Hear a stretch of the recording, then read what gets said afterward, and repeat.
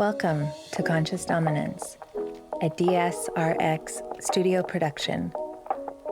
These weekly conversations explore how to approach mindful leadership and inner dominance within the powerful container of committed, intentional relationships. Join Eric as he invites new dialogues, sharing practical insights for how the craft of consciousness opens the aperture to love, serve, and connect with unwavering presence. Welcome to Conscious Dominance. This is Eric. Last week marked the 1-year anniversary of the podcast. To honor the milestone, we created a compilation of highlights from seasons 1 and 2 I'm going to share here, featuring key moments with my original co-host, Andrew. Next week, I'll release part 2 with highlights from seasons 3 and 4. And after that, the following week will be season 5. Additional clips from seasons 1 and 2 will be released this week on Instagram. Follow us there at DSRX Studio. Also, please click the link in our bio to join the mailing list for Conscious Dominance resources and a newsletter. Thank you. Thank you all for listening, and let's get into this.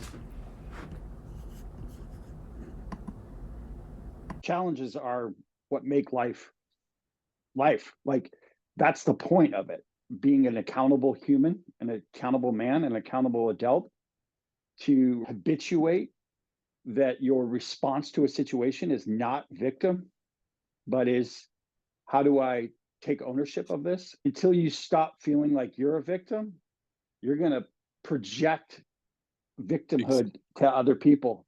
It doesn't matter what the problem is, I'm the solution. I'm going to choose not to be the victim, even if I have been victimized. The only path to true freedom is to change yourself so that you are okay, regardless of what goes on around you. The ultimate sense of being dominant in your energy and in your inner world is not being able to just shut down so you don't feel anything. It's being able to expose yourself to all of life, to every bit of the feminine, to every bit of your woman, and to be absolutely, completely okay, no matter what the storm is, no matter what's going on in the world around you. It doesn't matter what the problem is, I'm the solution. I'm never going to be the victim. I'm going to choose not to be the victim, even if I have been victimized. Destroy anything that gets in the way of being your true authentic self in the world. It is this part of us that takes these deep, tragic wounds and transforms them into something that we can bring out to the world. When we're doing this really well, we become artists to our woman, creating a scene. Like, we can turn life into art. Surrendering to what is not giving up. When you surrender and look at the facts and really face and see what's going on in your life, does not mean you're giving up and allowing those things to defeat you. We have to be unconditionally loving to ourselves. Doesn't mean that we're accepting forever and ever that we're going to be a shit show. It just means accepting who we are in the moment. You can own your truth and be in a state that's an elevated, alchemized state that's worthy of honor. It's worthy of respect. It's worthy of dignity. You don't have to be perfect to deserve love as a man. You don't have to be perfect to earn respect. You know what people respect? People who are aware of their reality and humble enough to admit where they're wrong. My biggest challenge and the most impactful thing we can do as men is to be fully present in our reality, fully present in our body, out of our head and into the moment that we're in, because now we can actually feel her.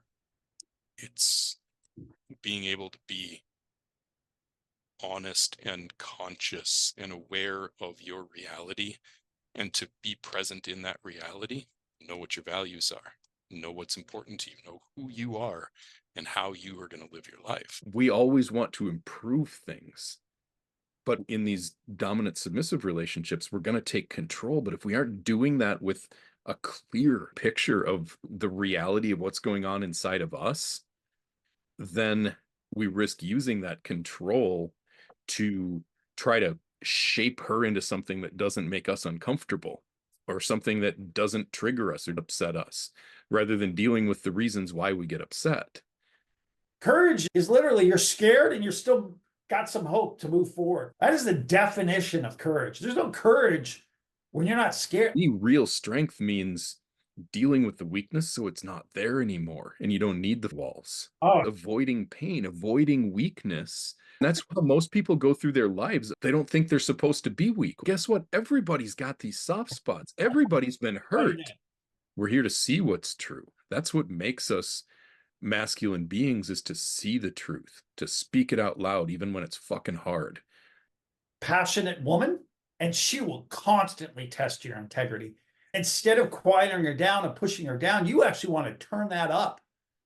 Her sexuality will test that, because her sexuality will go beyond what even you can hold. And that feeling of showing up to the gym when you're out of shape, I have so much respect for these people that come to the gym and they're barely able to lift anything. And it's, oh, you're starting that and you're going to keep going. You need unconditional love and you need conditional love. You need to kick your ass and you need to love yourself always. You need both. The point is that there's a tension. You could break that.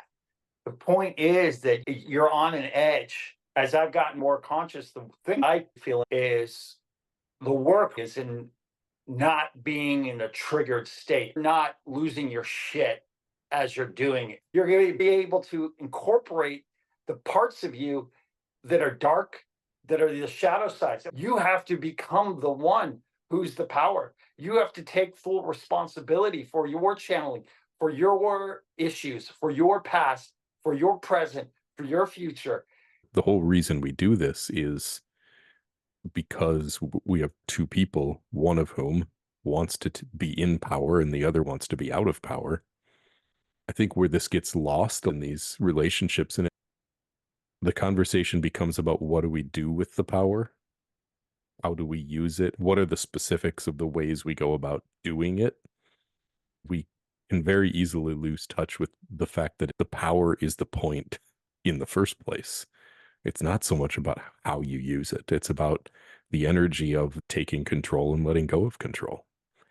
You lose the tension, you lose the polarity. So being able to cultivate that sense of being in our own body, being present in the moment, being connected to my experience of being who I am in this moment, is literally enough to make everything else fall into place. It's really interesting. If you want to have a fascinating conversation with a woman, ask her about what it's like being around a man who is very present. Ask her to reflect her experience of that. It will teach you a lot about what women need and want and crave from men, and how rare it is for them to find a man who is actually fully present in himself. A lot of guys think, as you like step up in your masculine, if you want to be more dominant, you want to be more in charge in your relationship and in your life. I think the mistaken assumption that a lot of guys have is that when a woman starts to become more submissive, that she's going to get quieter and softer and more gentle, which she does at times, but also she takes up some space when she starts feeling safe, not getting defensive, not making excuses, not rationalizing, not fixing, not just being all the way there and present. We need other humans in our lives to love us, support us, and to be there for us. They can't just surrender physically. If you want their physical surrender, you're also going to have their emotional surrender. When I started catching myself feeling defensive, of feeling like attacked by her, feeling judged by her, feeling blamed by her, when I started realizing that every single time that I felt that way, it wasn't because of what she was saying, it was because of what I was feeling in response to what she was saying. If she can feel that it's okay for her to be upset, it's okay for her to feel disgusted by something, to whatever she's feeling, and that you don't need her to feel different to make you feel better. So literally, like, we have to be authentic to ourselves and our truth, even if it upsets her. This is the next level mastery. Is if you're really in charge, you're not trying to please her all the time. I'm going to choose to receive everything that you feel as your love. She's trying to squeeze her reality into what you will accept. And what I'm telling guys who are listening is, you can clear those cones out of the way and just let it all come in, let it be neutral. And instead of getting so attached to what's okay and what's not okay, you can start to feel all of it as love because she's willing to share it with you. If integrity is something that I expect out of her, I also expect it out of me. I think a good conscious dom subcontract is really as much or even more about ourselves and what we are held to account for, what our responsibilities are as the dominant. I need to see my life as my kingdom. Everything about my life is the kingdom, and I'm its king. I'm creating something in a life, and she now can come inside of my structure. She can't surrender into a void. She can't surrender to me if I'm just empty. We can't do this alone. We're not made to do it alone. A competent woman who's trying to do everything without needing a man, without relying on a man, without counting on a man, is at the same time creating independence and separating herself from what she really craves the most, which is to be able to let go. It doesn't matter if you're good at it. What matters is that you get to live a life of aliveness and freedom. Because to me, that's the truth. That's how we're deciphering what's true for her, rather than what she thinks is true, what she thinks is right. But we live in this world that's so lacking in embodied, heart-centered masculine strength that it has driven women to become increasingly competent, independent, on their own, because what other choice do they have? The man ultimately wants to come in and feel needed. So many women's competence stems from the shards and broken pieces of the incompetence of the men in their life, of the fathers in their life. And it's been a real journey for me to come to terms with my own insecurities around not being as competent as she is in a lot of these areas. That's been a wonderful opportunity for me to find a deeper resonance with what it is to be a leader. You want someone who's vital and alive and surrendered in the face of enthusiasm and exaltation and divinity. You don't want someone who's exhausted and at their wits' end. That's not going to work over the long term. I've never been more aware of my incompetence in my life than I have been with her. And yet, I've never been more competent in my life than I have been with her.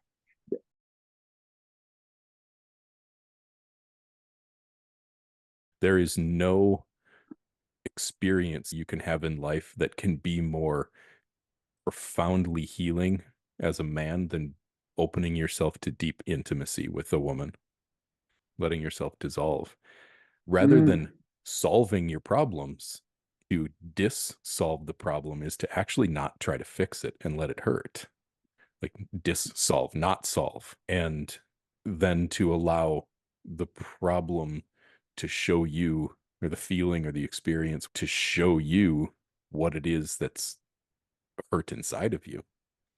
I think so many guys are afraid to feel psychological pain. It's almost easier for us to feel physical pain than psychological pain. Emotional pain brings you back to your mother, to feeling like a child, to all these different places where you've been so supremely vulnerable. When you can hold yourself there in that vulnerability, feel that, and not react, but really feel it and hold yourself. That's where you're reparenting. That's where you bring yourself together. Sometimes the progress from 0 to 1 is the hardest to make. And I think what you're saying really well, and I appreciate so much, is that just to get in the door. 0 to 1 means you get to start the relationship. Now that you're in this relationship and you want her to surrender and count on you, there's another whole level of trust that needs to be there. This trust is that your physical body, and this is something that I'm having to learn, my health. For example, I was someone who did not take medicine growing up. I wasn't necessarily taking care of myself physically. I had good genes. I just got along with it. I was able to move forward. This year, I got health insurance. I've been going to checkups to the doctor since this relationship. I have taken my health game to another level. It's not about showing off. It's about being stable, trustworthy, and consistent here for the long game. That's what's most necessary to be in a long-lasting, dominant relationship. Yeah, and I call these relationships unions. At the point where we are now 5.5 years into this journey, like yesterday was 5.5 years since I put Dawn's collar on.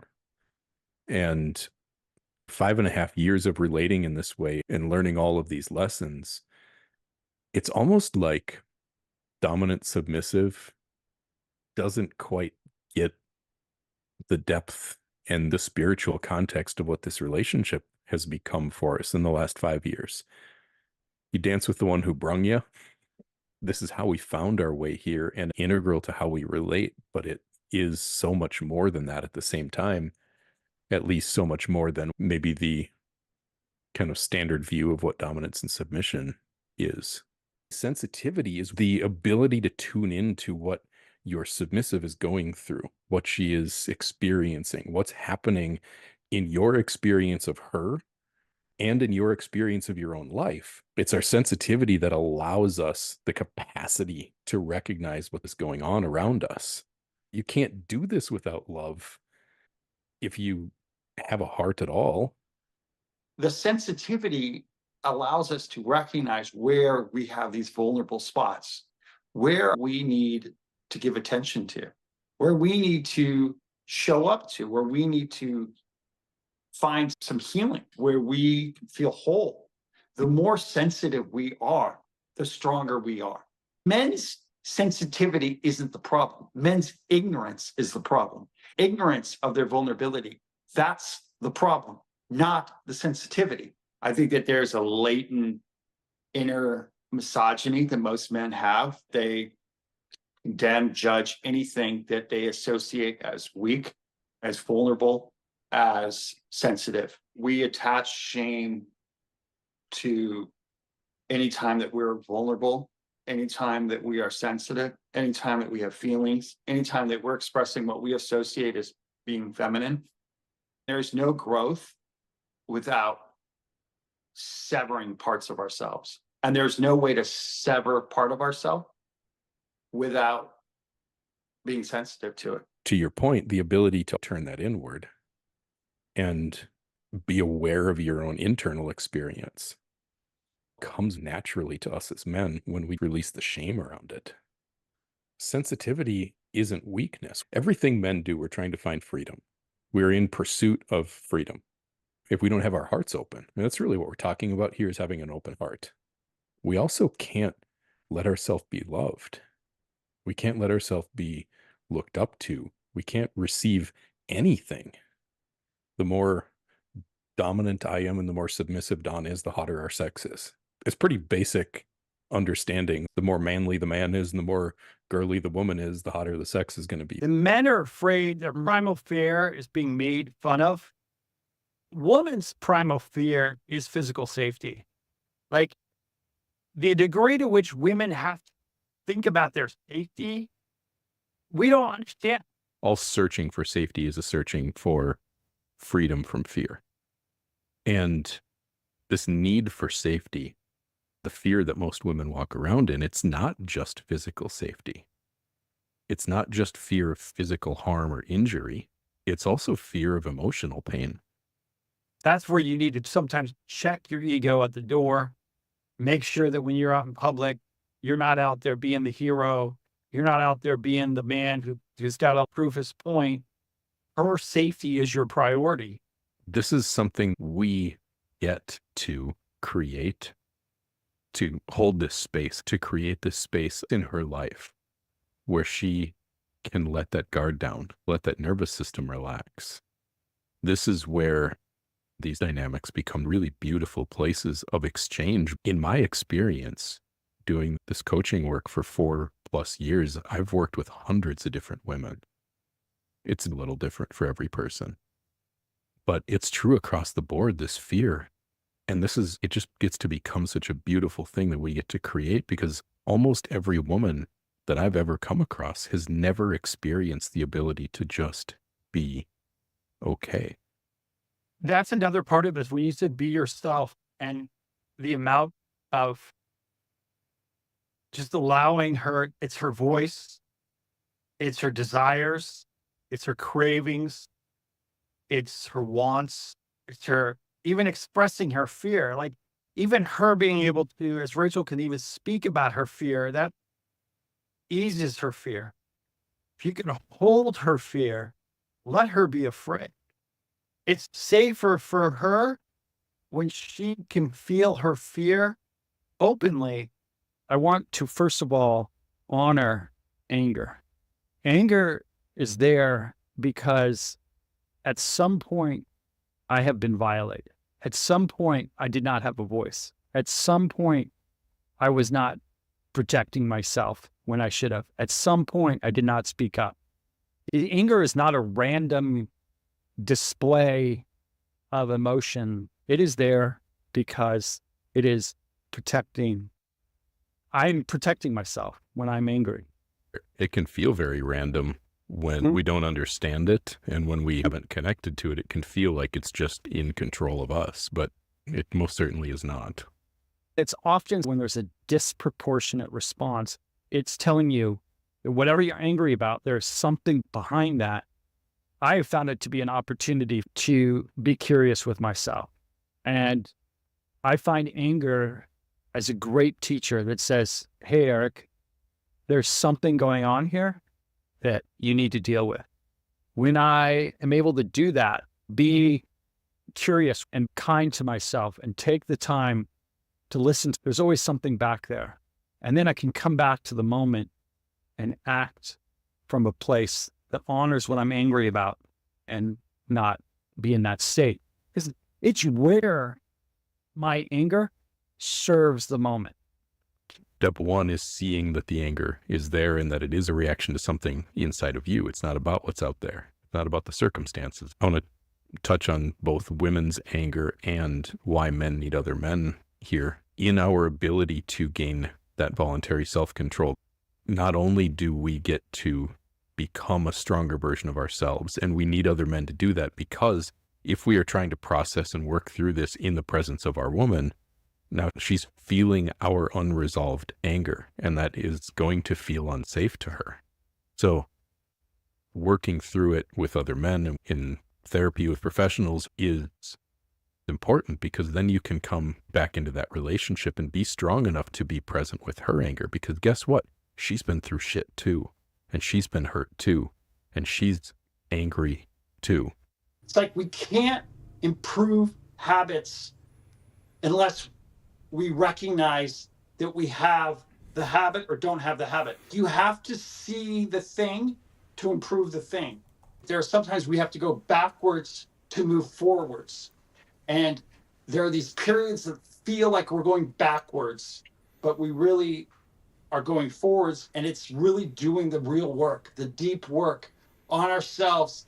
If you can get to the truth, which I think everyone has, that you are actually a limitless, infinite being who's capable of anything, when we can let go of these limitations that we've accepted as our identities.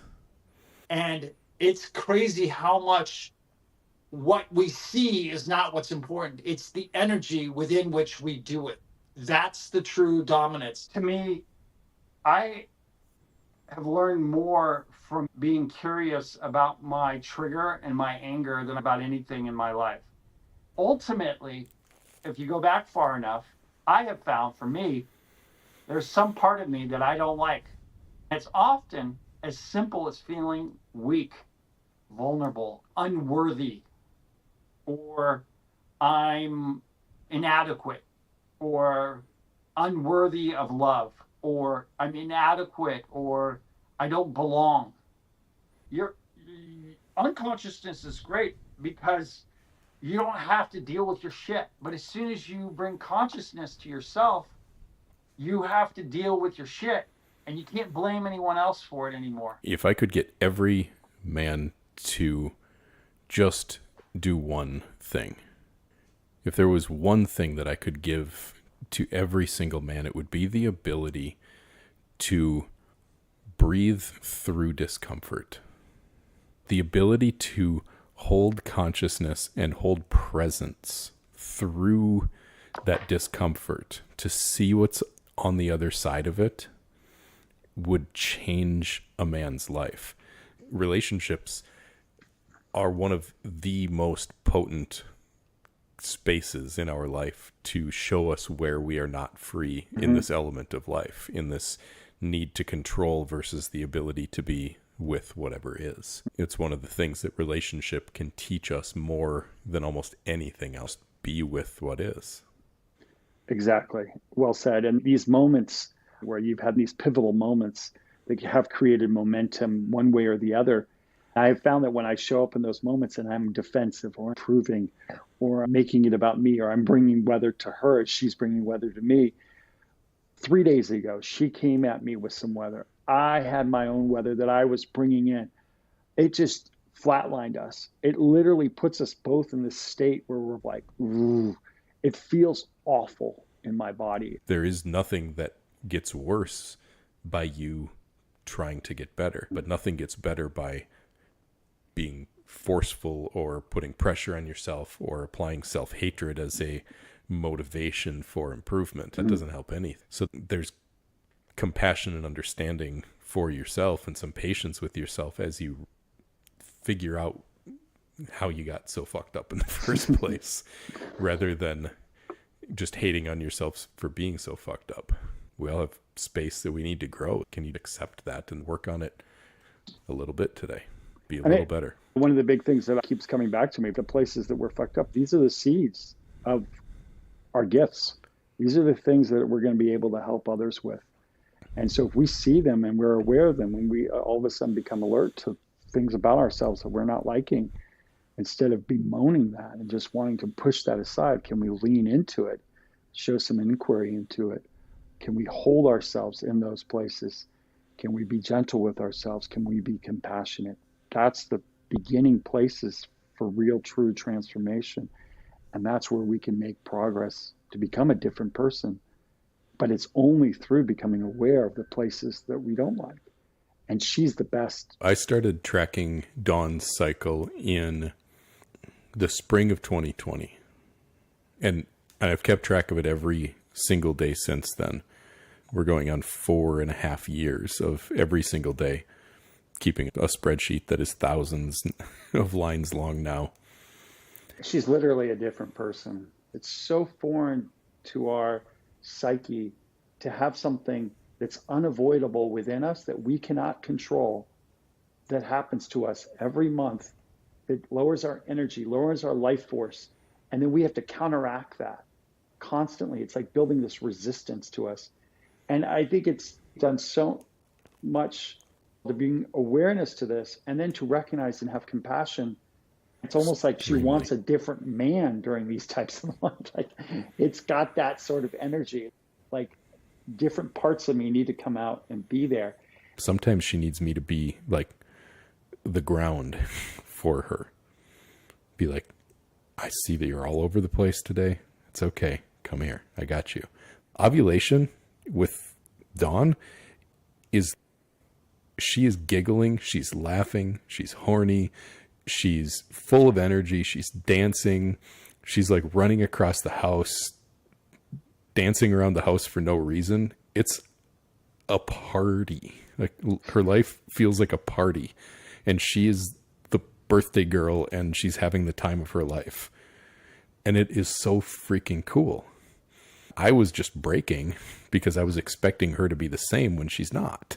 I feel like it has been the defining difference in my life since taking on a commitment to leading her and showing responsibility for all of her. And so much of it starts there.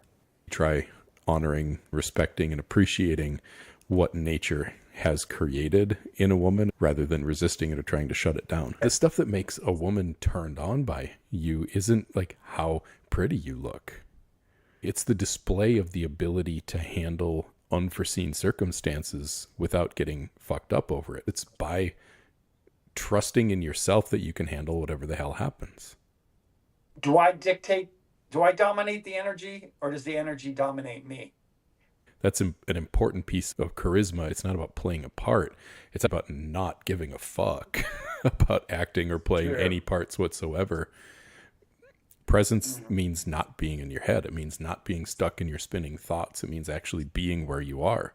It doesn't come from getting somewhere caring about what other people think about you. You're not trying to put on a performance or be someone else. Just get really comfortable being yourself. The only way to be loved by everyone is to be trying to put on a show. If we're really being authentic, half the people are going to love you and half the people are going to hate you. Do it poorly, but consistently. It's really important. So often we get into a situation where we immediately want to start improving it, and then we just lose the habit. The word courage is like you're afraid and yet you still act. And then courage can also mean you still act even when you're not feeling confident.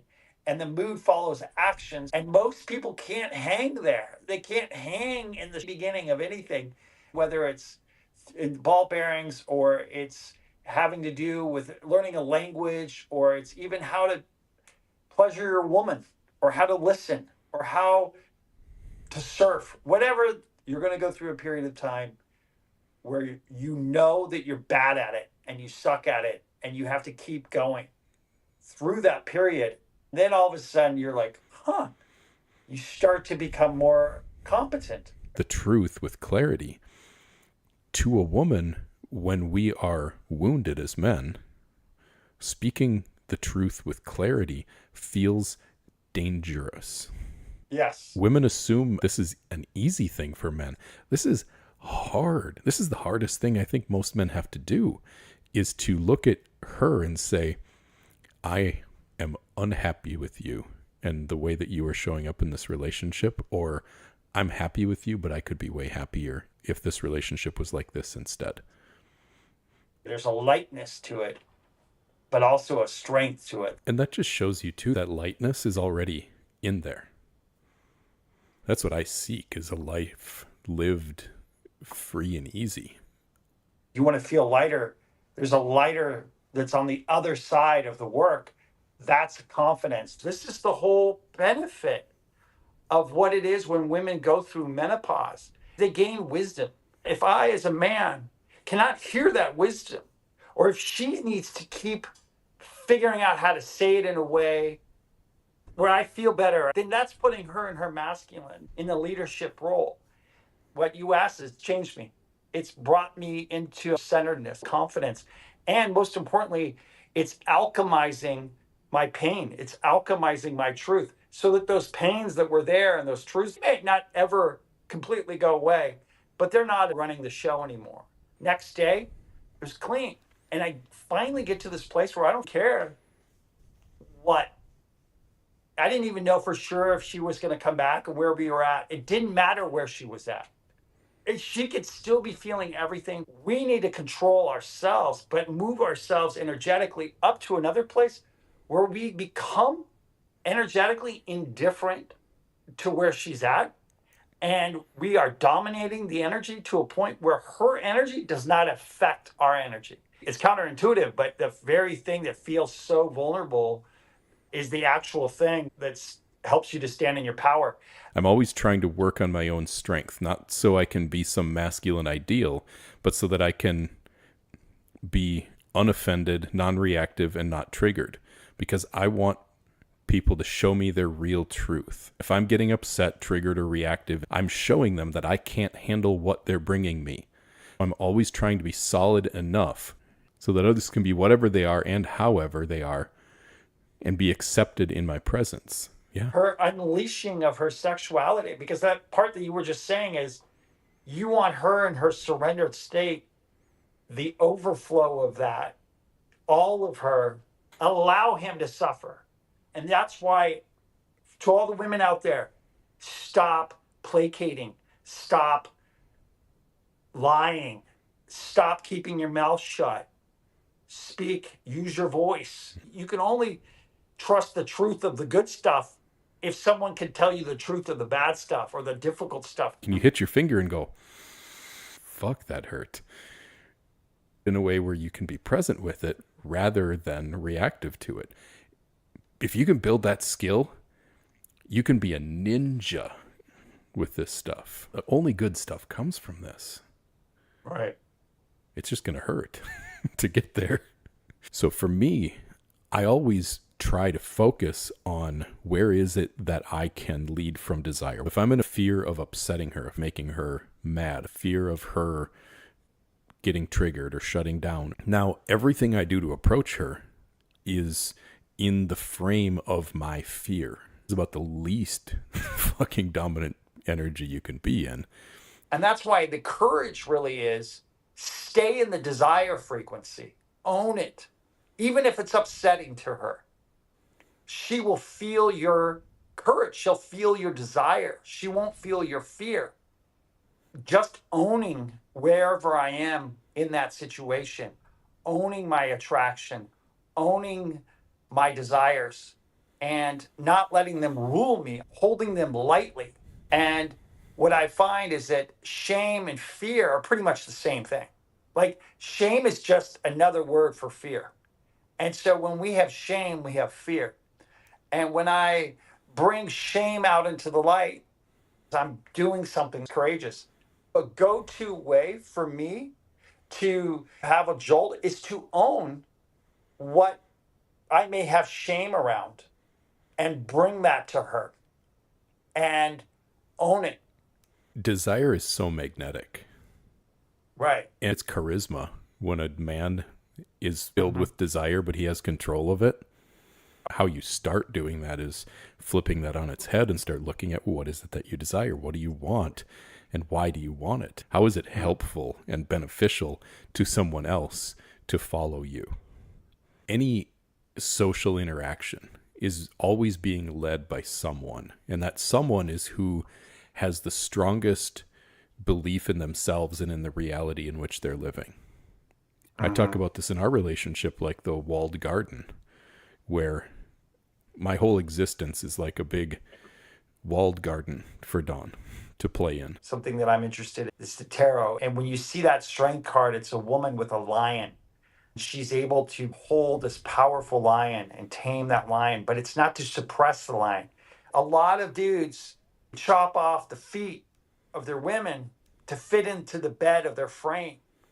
And the key is that your woman's going to get bigger, have more desire, have more lust, have more wants, make more money, want more things. Can you keep that frame? My desire is to be in service with a greater harmony. Call it God or oneness or something. But I want to be lined up with that and be a conduit of that. I think people relate to each other in one of two ways, either admiration or pity. They're either relating to each other based on what they admire or appreciate about each other, or they're relating to each other based on how they feel bad for each other. The feminine weather. And I think about being prepared for weather. Let's think about weather, just weather itself. Like last night, there was this storm that came through, thunder and lightning. It was awesome. Like, I watched it in awe. What we definitely don't want to do is add more weather to the situation. So if it's stormy out there, I try to outstorm her storm. It's like coming out and howling at the weather. It's absurd. If we're expecting her to always be the same, we are going to live a lifetime of frustration and disappointment. Or maybe worse, we will try to control her into being the same all the time and kill her spirit. And that's the balancing force that allows dominance and submission to work. And I think all of us men have an Achilles heel. That metaphor goes back to this great warrior, Achilles. He was impervious except for his heel. If you got him there, you could get him. We all have our Achilles heel. This isn't just accepting how she's feeling. It's not just saying, okay, fine. Like, she's sad. It's actually appreciating it. You can say, she's crying right now. There's something valuable about those tears. There's something meaningful. I tell her all the time, ruin the moment. Don't be afraid to ruin the moment. an oak tree in the middle of a big open field. When a thunderstorm comes rolling through, that tree's maybe been there for 200 years. It's seen a lot of storms. When you see a 70, 80, 90 mile an hour wind hit the side of a tree, that tree bends and it blows and the branches and some stuff even falls off of it. But it has to allow that storm to blow through it. Now that I'm not trying to stop it, I can actually feel what it feels like to be stoic. This is why guys will never inspire submission in a woman by being a go-with-the-flow guy. Because she needs to be the one that's go with the flow. Bring your tears, bring your weather, bring your sadness, bring your grief, bring your lust, bring your desires. They're not tripping me out. It's not courage unless you're afraid. It's not a voice unless you might upset the moment or you might say something that could upset him. Otherwise, you're just being nice. The capacity to lead in any endeavor is the capacity to continue to learn. And if you're doing this correctly, which is to have good situational awareness, you will always be confronted with things, and I am always confronted with things that I don't know, that I need to learn about, and I need to get support. Look at everything through the eyes of a beginner, because we can always learn. Getting help is not admitting helplessness, and it's certainly not about taking a victim role in your life. The reality of life is a lot of gray. It's not all black, it's not all white. There's not logical solutions to everything. And we have to be willing to play around in the messy middle a little bit and figure out our way in our specific situation as the men that we are with the woman that we're with.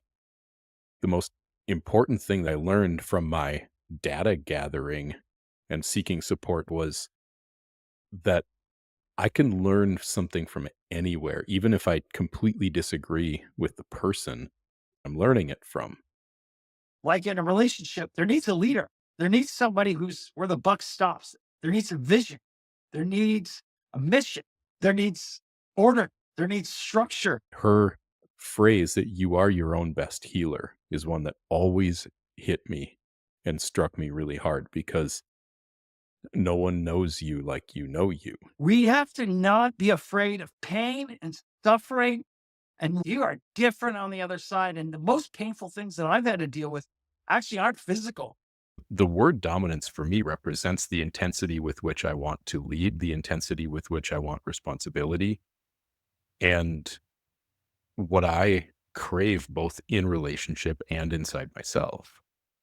You're not necessarily coming in there to be a tyrant. Dominance and tyranny are not the same.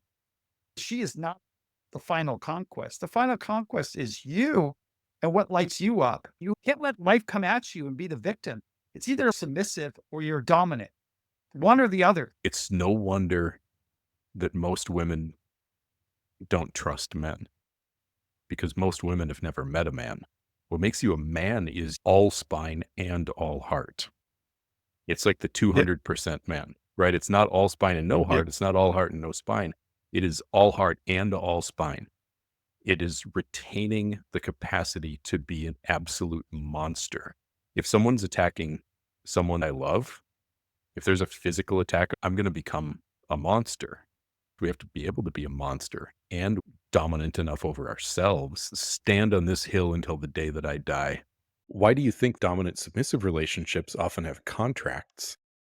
Vanilla relationships don't have contracts. At the beginning, we don't sit down in a vanilla relationship and talk about what is okay, what isn't okay, how we're going to communicate, how, what happens, what's the accountability if we don't adhere to our agreements. So containment to me is being the one to set those boundaries, the one to set that structure, and to be the creation of order so that we can come back to this, but I use the analogy of a walled garden. I am the walled garden within which that Dawn gets to play.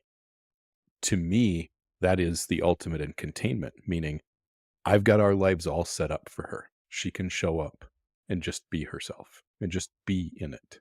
It's ironic, but the way to healing and the way to get better is actually through accepting ourselves. surrendering to what is. And Yep. we've talked about this a lot before, but it's actually like you have to have two paradigms. There's one paradigm when you're going through healing, and there's one paradigm when you're getting shit done. We have to see ourselves as both a masterpiece and a work in progress. They're two totally different paradigms. There's a different model, a different operating system. They're not the same operating system.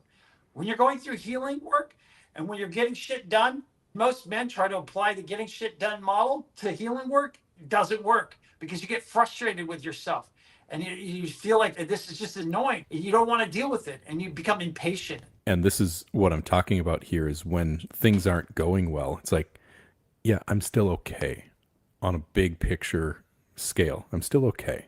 I have to be able to see myself as a work in progress. And the fact that I'm not perfect doesn't mean that I'm a failure. It means that I'm just in a stage of growth and improvement around this. I'm in a stage of a challenge that I'm maybe don't even see the path to overcome yet, but it's still a path that I'm going to overcome.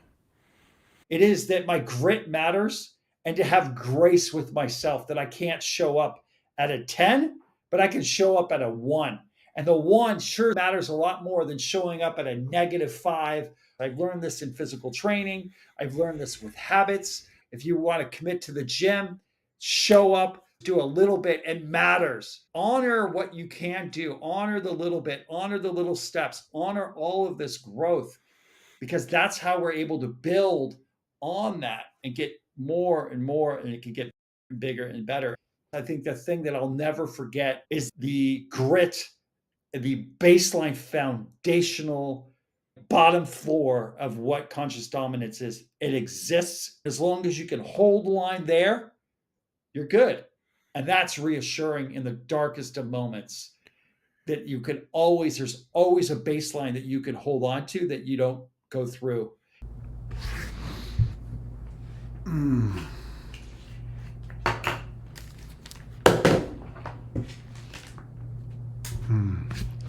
Thank you all for listening and supporting the podcast. Remember, part 2 of our continues next week with highlights from seasons 3 and 4. Rachel will be here with us and some of those highlights, as well as Andrew and myself.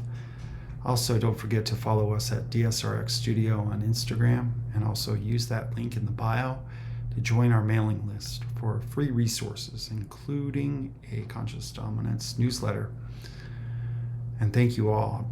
Much appreciation to all listeners, and much appreciation for being a part of this.